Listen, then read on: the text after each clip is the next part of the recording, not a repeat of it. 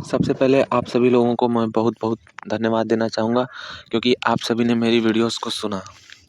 और आज की जो मेरी वीडियो है उसका विषय है कि स्वर्ग और नर्क क्या है। स्वर्ग और नर्क एक ऐसा विषय है, ऐसा ख़्याल है, ऐसी चीज़ है, एक ऐसा विचार है, एक ऐसी जगह है जिसके बारे में हर एक धर्म बातें करता है। हर एक इंसान सोचता है कि स्वर्ग और नर्क ये होता है।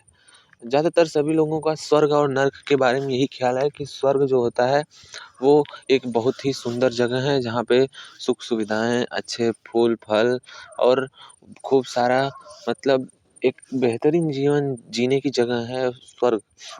और नर्क जो है उसमें एक ऐसी जगह है जहाँ पे गर्म मतलब ज्वालामुखी है, उसमें मतलब तले मतलब तेल के द्वारा सभी लोगों को तला जाएगा और कोड़ों से मारा जाएगा। अर्थात स्वर्ग और नर्क को सभी लोग ये मानते हैं कि स्वर्ग और नर्क किसी दूसरे डायमेंशन में है। बट इस वीडियो में मैं आप सभी को बताऊँगा कि स्वर्ग और नर्क किसी अदर डायमेंशन में नहीं है। स्वर्ग और नर्क यही है, इस पृथ्वी पे जहाँ हम सब जीते हैं, यहीं पर स्वर्ग है और यहीं पर ही नर्क है। तो अभी तक आपने मेरी वीडियोस को अगर आपने दोस्तों के साथ शेयर नहीं किया है तो मेरी वीडियोस को शेयर कर दें।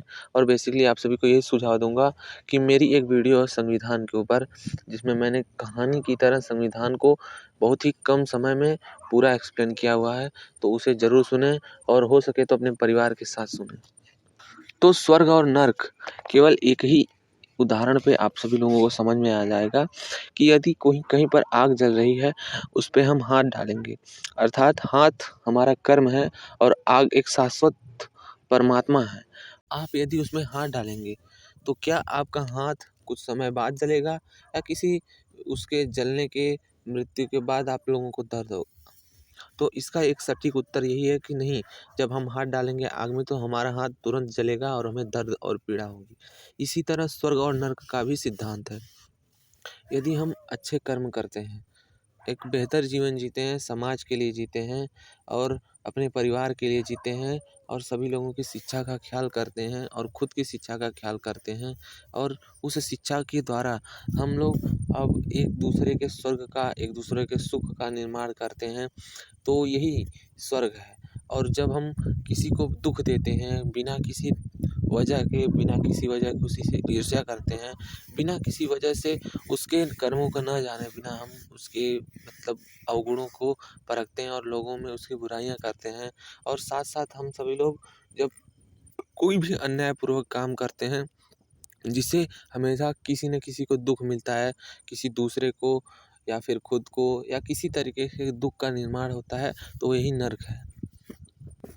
1 लाख किताब पढ़ने वाले एक महान दार्शनिक ओशो ने भी यही कहा है कि यदि स्वर्ग और नर्क को एक ही उदाहरण से उन्होंने भी समझाया कि यदि आप कर्म करते हैं, अच्छा कर्म करते हैं, बुरा कर्म करते हैं, तो वो परमात्मा के जो न्यायिक प्रणाली है उसमें आपको स्वर्ग और नर्क उसी क्षण, उसी अवस्था और उसी जगह पर ही दिया जाएगा।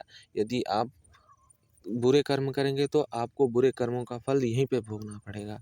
जितना बुरा कर्म होगा उतना बुरा नर्क आपका बनेगा और जितना अच्छा कर्म बनेगा, जितना अच्छा आप कर्म करेंगे उतना बेहतर आपका स्वर्ग बनेगा। उतने ही आप सभी लोगों आपसे सभी लोग प्रेम करेंगे, आपसे सभी लोग आपका सम्मान करेंगे, सभी लोग आपकी सराहना करेंगे।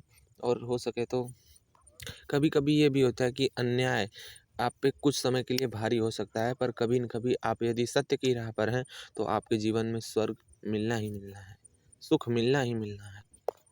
और उस महान दार्शनिक ओशो ने ये भी कहा था कि स्वर्ग और नर्क का निर्माण खुद के द्वारा किया जा सकता है। अर्थात स्वर्ग का निर्माण करना यह मतलब स्वर्ग के निर्माण करने से यह तात्पर्य है कि यदि हम अपने सुख का निर्माण करें, खुद शिक्षा लें, खुद नौकरी पाएँ, खुद धन कमाएँ, एक बेहतरीन घर बनाएँ, एक बेहतरीन जीवन शैली बनाएँ, अच्छी एक तरीके से कहा जाए कि लग्ज़रियस लाइफ़ जिया जाए, तो इसी को हम स्वर्ग कहते हैं। हम कहीं अपने मित्रों के साथ बात कर रहे हैं, मित्रों में खुशी के पल जी रहे हैं, मित्रों के साथ घूम रहे हैं, मित्रों के साथ हमेशा अपने विकास की बातें कर रहे हैं, एक दूसरे के साथ ऐसा व्यवहार कर रहे हैं कि हम एक एक तरीके से सहकारिता का सिद्धांत हम लोगों के पास हम लोगों के साथ लागू हो रहा है। हम एक दूसरे का मतलब ग्रोथ ही कर रहे हैं, भलाई कर रहे हैं, तो यही स्वर्ग है। और नर्क से यही अभिप्राय है कि यदि आप किसी दूसरे के दुख का निर्माण करेंगे तो आप जरूर नर्क में जाएंगे। और मैंने अपने स्वर्ग का निर्माण कुछ इस प्रकार से किया हुआ है